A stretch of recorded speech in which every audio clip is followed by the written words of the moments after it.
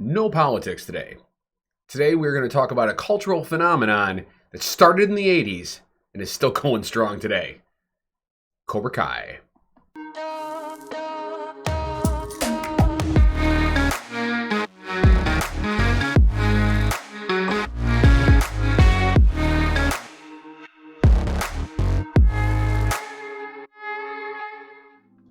Now, you are living under a rock if you grew up anytime near the 1980s and you don't know what Cobra Kai is.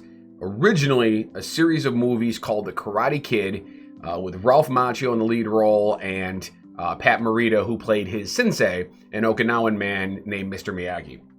I am not going to spend a lot of time going through the backstory of what Karate Kid was, other than to say that it had a profound effect on me as a child. As that movie was releasing, I believe I was 9 years old when the first Karate Kid movie came out, and I was turned on to it pretty early on. It had two subsequent sequels that featured Ralph Macchio as Daniel-san. Karate Kid 2, which was set, now first of all, Karate Kid 1 set in Southern California in the San Fernando Valley. Karate Kid 2 took place in Okinawa, Japan, where I actually lived a number of years later when I was stationed there as a U.S. Marine. And then 3, coming back to the United States, back to the San Fernando Valley to face a new threat that is the successor to the original antagonists of the first movie.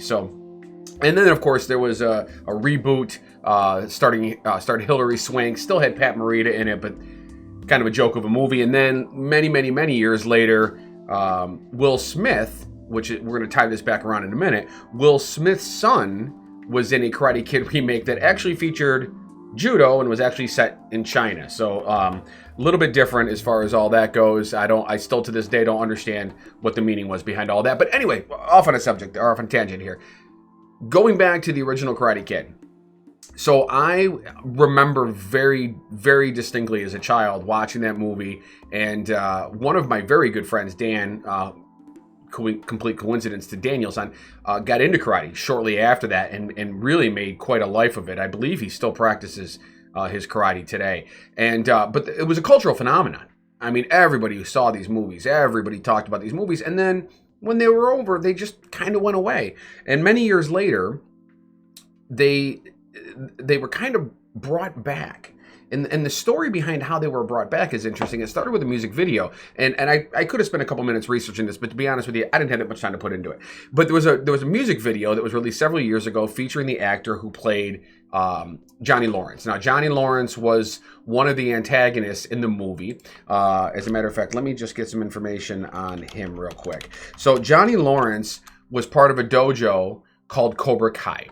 And Cobra Kai was led by their sensei, whose name was John Kreese. Let's see here. His name is William Zabka plays Johnny Lawrence. So he was the lead student in another dojo called Cobra Kai, led by their sensei was John Kreese. He was a Vietnam vet, special forces, real hard ass. And at some point, and I'll explain why I'm not going to get too much detail here. At some point during the movies, there starts these clashes between Daniel-san, played by Ralph Macchio, and as a matter of fact, let me bring this up here real quick. Between Daniel-san and Ralph Macchio, this is Johnny Lawrence right here. This is Daniel LaRusso, who's played by Ralph Macchio, and they ended up clashing, and it really kind of started over a girl whose name was Allie. And their feud went on, and Daniel got his ass kicked a bunch of times. And then finally, after a Halloween party, Daniel gets his ass kicked next to a dumpster outside of his house. And Pat Morita, its character, Mr. Miyagi, comes to his aid. Kicks the crap out of a bunch of the kids from the Cobra Kai dojo, and then decides, I will teach you karate so that you can defend yourself. And it turns into a whole thing that ends up in the All Valley Karate Tournament, where, spoiler alert, Daniel-san beats Johnny Lawrence. Okay. Fast forward way into the future. William Zabka gets approached by some filmmakers to film a music video that reprises his role as Johnny Lawrence, and it shows him as a washed-up deadbeat living in a trailer, still driving a sports car that's all old and beat up. He's an alcoholic, and yada yada yada yada. But what it does is it kind of addresses the events of the Karate Kid movie to display Johnny's character as the victim, per se. Even though he was often the aggressor, that acts by Daniel LaRusso prompted him to defend himself, prompted him to defend his honor. And it was an interesting concept that was addressed also in a video by a YouTuber, as a matter of fact, that kind of covered this concept. Was Johnny actually the victim of the Karate Kid movies? Now, we have a tendency in society today to look back on these things and try to rehash history or look for the truth in history. And you know what? In this case, I applaud it because it's pop culture and it's harmless and it's great. And what it ended up doing, when all was said and done, was got a series of filmmakers, people that were involved in the Hot Tub Time Machine, and money backing by Will Smith to bring the cast of the Karate Kid back to TV. And they did that with this right here. So I'm going to show a series of frames here. And really, to be honest with you, I don't think anybody wants to see my face. So let's take my face off of this for a couple minutes. You guys enjoy this, these videos, or these images. So they decided to start the show back up. And at the time, YouTube was getting ready to launch their Red series, which is a whole bunch of original programming on YouTube. And this TV show was one of their original programs. And they got everybody to sign on board. William Zabka was on right away. He was the first one that was approached by the producers of the show and the writers. And then they very quickly got Ralph Macchio involved. Unfortunately, Pat Morita died, who played Mr. Miyagi. He died a number of years ago. But the concept behind this is that, you know, Daniel's grown up, William's grown up, or I should say Johnny's grown up. He's a deadbeat now. He starts to show off, and I'm not going to give any spoilers away because the whole purpose of me filming this video is because I want you guys to go out and watch it. But Johnny is working as a home installation contractor, putting TVs on walls, and Daniel LaRusso owns a successful line of car dealerships. And he's got a beautiful wife, and he's got 2 great kids. And Johnny's got a kid, but his kid's kind of a delinquent, and he's off getting himself in trouble. And that's the springboard. And what ends up happening is Johnny, to a certain extent, takes on a different role. He becomes, in this show, very much the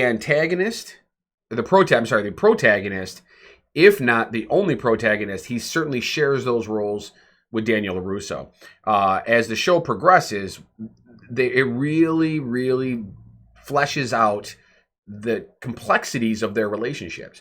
And over the course of the first 2 seasons, which again were on YouTube, they pepper in other characters and other references.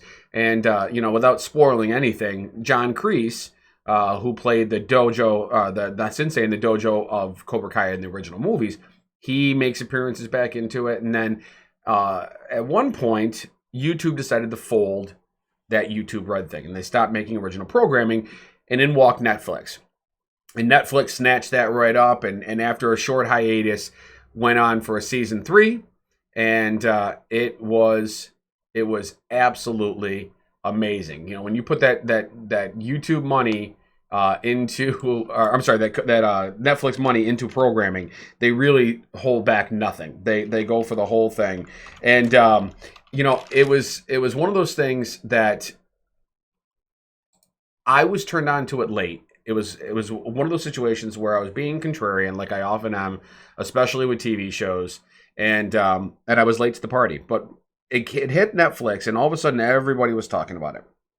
So I finally bit the bullet, and I watched it. And if you were watching my series of videos I shot on my road trip back from Seattle in October, on that trip, I was watching Cobra Kai. I burned through those first 2 seasons during that trip, and then when season 3 just debuted this past Friday, I was ready to go. And during that course of time, my oldest son had also watched it. Now, he has only seen the first Karate Kid movie. He's never seen Karate Kid 2, Karate Kid 3, and again, I told him don't even bother with the other ones. But he loved the TV show without any concept of who the characters are. He absolutely loved the TV show. So we decided to watch season 3 together, and we burned through it in 2 days. Now, absolutely zero spoilers here. All I'm going to say is that in season 3, they introduce a number of not new characters, but like revisiting old characters. A lot of cameos from people from the first 2 movies, and they really set up the introduction of an antagonist from the 3rd movie to come in season 4, and I cannot wait.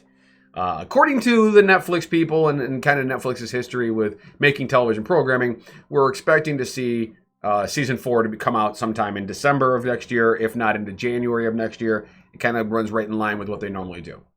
So definitely go watch Cobra Kai if you've ever seen the original movies. If you have not, or I would also say it's not a bad idea to go revisit those movies. I think they're all available on streaming somewhere for free.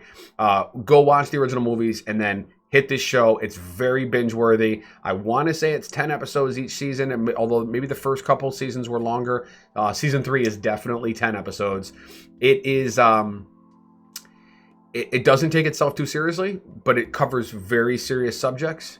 It is not super high production quality, but it does take what it does very seriously. So I'm a huge fan. I cannot wait for season 4. And to be honest with you, I think Cobra Kai is right up there with some of the best stuff you'll see on Netflix. Certainly its viewership numbers would indicate that. So that's me talking about Cobra Kai. Go see it. Let me know what you think. If you've watched it already, let me know in the comments below. I'd love to know your opinion on it. Did you hate it? If you did hate it, I want to know what you hated about it. And if you loved it, what was your favorite thing?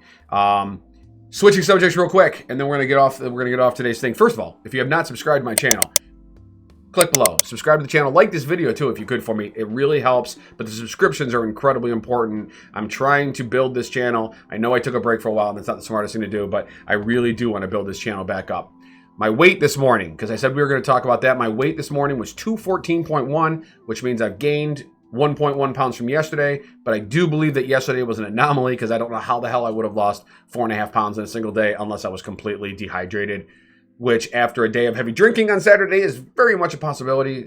So regardless, I am 214.1 this morning. Last night I did get an hour on the bicycle done. I rode just about 19 miles in Zwift, and it was actually quite an enjoyable run. Last night I watched a couple of episodes, the last 2 episodes of Raised by Wolves, which I may talk about that show. I know it's been out for quite a long time, but I may talk about my experience with Raised by Wolves and what I thought about that in coming episodes. So anyway, that is all I got. Today is election day in Georgia, so I can promise you I will be talking about that tomorrow. In the meantime, I got some videos popping up right here. Click on those videos, check them out. Once again, as always, click subscribe on my channel. In fact, this little circle right here in the middle, you can click right there to subscribe.